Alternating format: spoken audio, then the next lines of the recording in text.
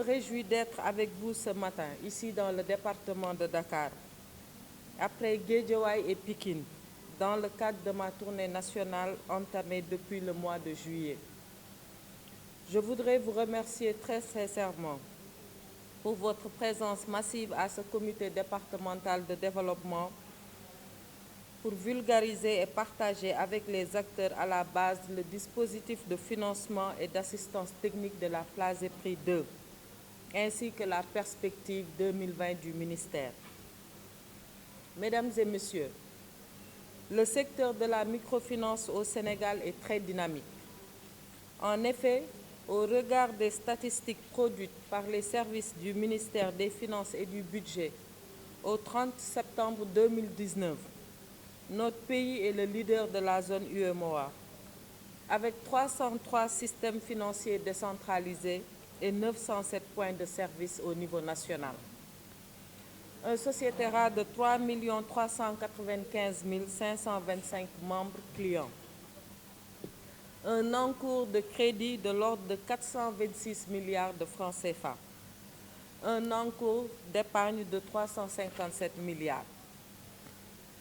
Un taux de pénétration de 17,3% de la population, avec une contribution au produit intérieur brut de 3,1% et une participation au financement de l'économie de 10,1%. Au niveau du département de Dakar, on dénombre 53 systèmes financiers décentralisés, pour un total de membres clients estimé à 2 261 179. En 2019, ces institutions ont distribué 316 254 727 747 francs CFA de crédit et en ont collecté 230 318 548 806 francs CFA. Ces belles performances montrent à suffisance que la microfinance est une solution alternative à l'accès au financement, surtout pour les plus vulnérables, dès lors qu'il permet de participer au relèvement du faible niveau de bancarisation strict, 18,97%. Il apparaît ainsi comme un vecteur efficace pour renforcer l'inclusion financière, favorisant un accès d'un plus grand nombre d'agents économiques à des services financiers diversifiés et à moindre coût. Mesdames et messieurs, malgré tout, le dynamisme du secteur cache mal certaines limites. En effet, malgré son développement encourageant ces dernières années, le taux de pénétration au sein de la population est encore faible. Aussi, des efforts soutenus doivent se poursuivre en vue de lutter efficacement contre l'exclusion de certains acteurs et d'accroître la performance, l'attractivité, mais surtout l'accessibilité du secteur à ceux qu'on pourrait qualifier de micro ou de tout petits entrepreneurs. Il s'agira dans ce cadre, d'une part, de renforcer et de diversifier l'offre de services financiers adaptés aux besoins des populations et ainsi repositionner la microfinance dans le financement de l'économie. D'autre part, améliorer l'accès des petites et moyennes entreprises et des micro, petites et moyennes entreprises au financement grâce à la mise en place de mécanismes de soutien.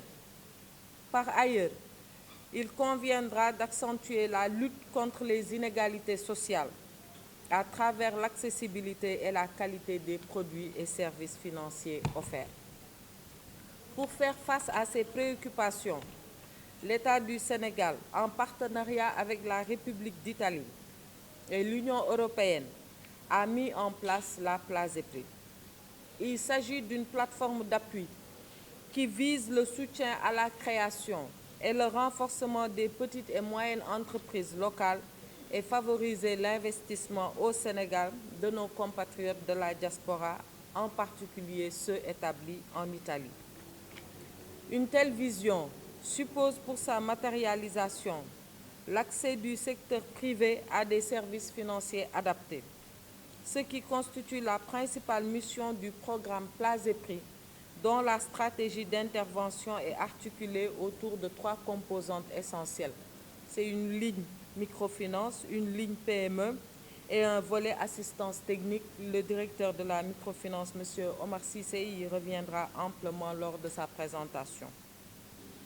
Cette vision est en parfaite cohérence avec le plan Sénégal émergent, dont l'un des objectifs est de satisfaire la demande sociale à travers l'amélioration des conditions de vie des populations pour une croissance forte, saine, durable et inclusive. Pour y arriver, les défis suivants devront être relevés. Le renforcement de la concertation entre acteurs, notamment le système financier décentralisé et les bénéficiaires. L'augmentation des capacités d'intervention technique et financière des SFD. L'amélioration significative de l'offre de services et de produits financiers au profit des jeunes, des femmes et des ruraux. La promotion de la microfinance islamique, la promotion de la finance digitale, l'amélioration de la culture financière des populations. Chers porteurs de projets, afin de maximiser vos chances de bénéficier au mieux du programme PLASEP, je vous exhorte vivement à choisir un modèle d'entreprendre à même d'augmenter les capacités de répondre aux critères du programme et éviter ainsi les difficultés supplémentaires qui accompagnent une entreprise individuelle de nos jours.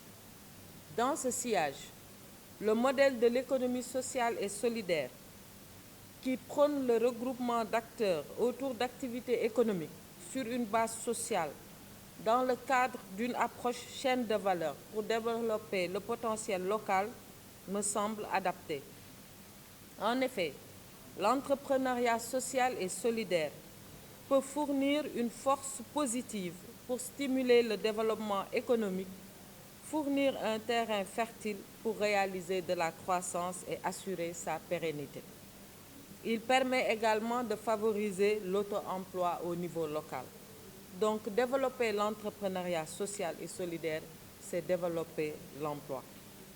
Les avantages attachés à l'adoption de ce modèle reposent sur l'accès à un financement plus conséquent, la résolution de la question de la garantie et du remboursement qui devient solidaire du fait du regroupement des acteurs et une plus grande capacité de transformation locale de la production.